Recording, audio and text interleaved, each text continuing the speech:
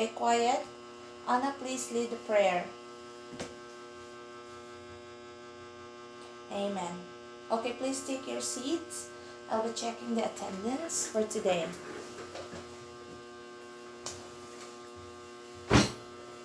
Anna, Beverly, Christy, Alex, Brian, Christian. Okay, very good. Complete attendance. Children, keep it up every day class. Please pass forward your assignments. Okay, let's start.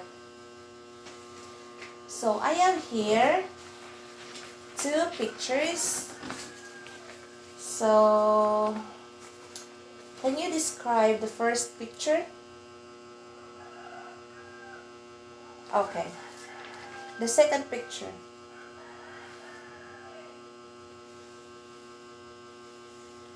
Okay. Thank you, children. I also have here words that you will be encountering while reading the poems.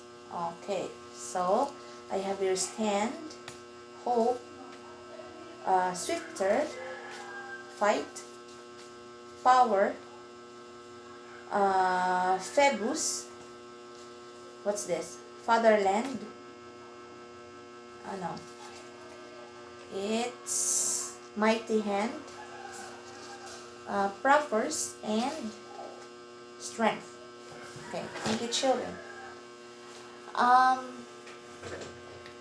So what I want you to do first, I want you to match column A to column B.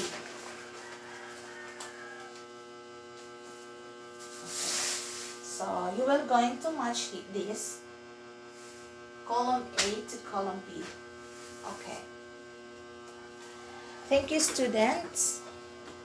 And then the words here, after you match them, you are going to pick a word here and use it in a sentence. Anna, please. Okay. Christy. Thank you. So let's settle down.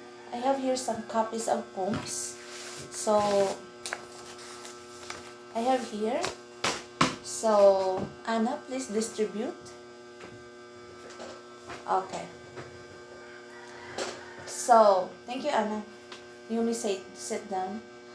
I am going to give you 10 minutes to read and understand the poem.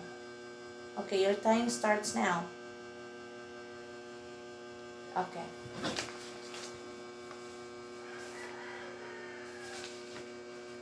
Time's up. So, I have here a copy. So, let's start the discussion. So, the first line, unfold a timid flower, implies that the youth is silent, may be daunted, and consequently has not yet gone into full bloom for whatever reason there is that they may have silenced them. In the beginning stanza, Rizal encourages the youth by telling them to hold their heads high, for they possess talents and skills and abilities that would make their country proud. Okay. The second verse can be rearranged in contemporary English to say, "O genius great, soar high and fill their mind with noble thoughts. May their virgin mind fly and find the honor's glorious seat more rapidly than the wind." There, Rizal calls the genius to fill young minds with noble thoughts and hopes, that as they release their thinking from the chains that blinds, they may able to soar swiftly high, where the joy of honor is is there. In contrary, to the second verse, which talk about ascending and soaring to the heights, this third stanza talks about descent and a downward motion of the great genius to feel the earthly strokes of art and sciences with their magnificent idea against Rizal, calls them to break the chain that blind their intellect. So there's a saying that poetic genius, he used the word poetic genius. So here does not necessarily pertain to the talent of writing poetry. So instead, the term poetic is simply an adjective to describe genius, meaning that is deep and mystifying and heavy with meaning. Okay. So, in this stanza, Rizal challenges the youth that in their pursuit of knowledge and wisdom, they may humble the hand of Spain, whose proud chin did not look kindly upon the people whom they treated with contempt. He dreams that in their journey to intellectual greatness, they may humble the proudest nations that look down on them and rightfully deserve a crown that shines even where shadows stand. Okay, did you understand, children? So, in this stanza, Rizal calls that you seek the beauty of poetry and music, which he himself values greatly as essentials in every manner of life. He claims that poetry is more sweet than divine honey. Speaking to the youth, Rizal says that by the very impulse of their mind, they are capable of bringing to life or animating even something as lifeless and unmoving as a hard rock. He continues to say that the youth is able to immortalize their thoughts and their words through the help of great genius. Okay, the great genius is in there again. Rizal here addresses the youth,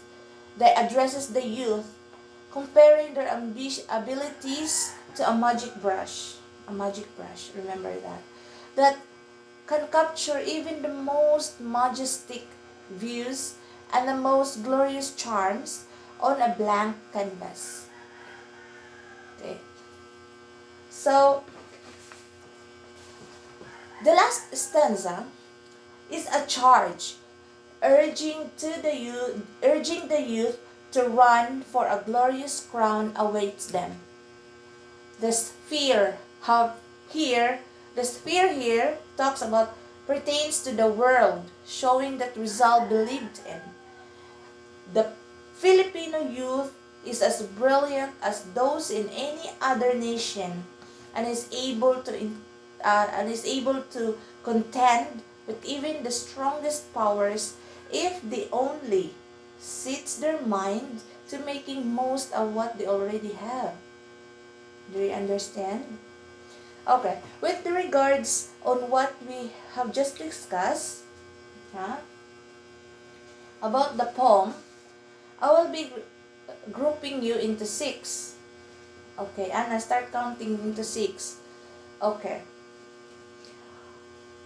What are you going to do is to create a role play, a 3 minutes role play, and your theme of your role play is about patriotism.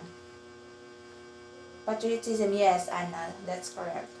So, before you're doing the role play, I want you to get 1/2 crosswise, for we are having our quiz number 2 for this quarter. Yes, No, not 1/4. I said 1/2. Okay, thank you. You're not listening, children. I said 1/2. Okay, thank you. I have here some questions. So you are going to answer this in a paragraph form. This is, I want you to write 3 sentences each. So I have here a question. Hold up, please. Okay. Would you consider the Filipino youth today as a hope for the progress of our country? Why? So number 2, what can you do to help our country? So this, you only have 6 sentences for these 2. Okay, you may start now. I'm giving you 5 minutes to answer the quiz because we are going to have the role play. I want you to practice the role play. Okay, pass the paper. 3, 2, 1. Pass the paper. Okay, thank you, Anna. Please put it down here. Okay. So, for your assignments,